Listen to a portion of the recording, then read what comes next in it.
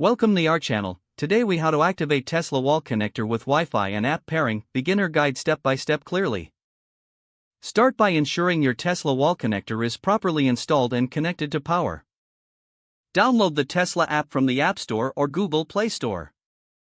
Open the Tesla app on your smartphone. Create a Tesla account or log in if you already have one. Make sure your phone's Wi-Fi is turned on. Locate the Wi-Fi network settings on your phone.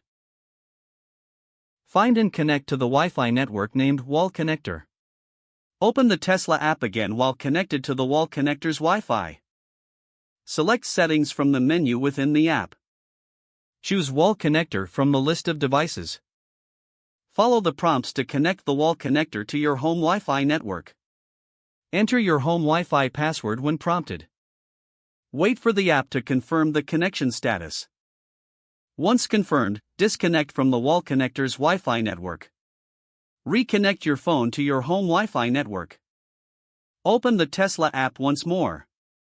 Check that the wall connector appears as connected in the app. You can now manage settings and monitor charging through the app. Congratulations, you've successfully activated your Tesla wall connector with Wi-Fi and app pairing. If the page does not load, refresh the browser or try again in a private or incognito window. Make sure you are using the correct email address, then retype it carefully to avoid small typos. If your password is not accepted, use the reset option and create a new strong password you can remember. Check your spam folder for verification or security emails, then complete any requested confirmation steps. Enable two-factor authentication if available to improve account security and reduce unauthorized access risk. After signing in, review your profile details so your contact information and settings are accurate and current. If you see an error message, note it down and try again after restarting your device and internet connection.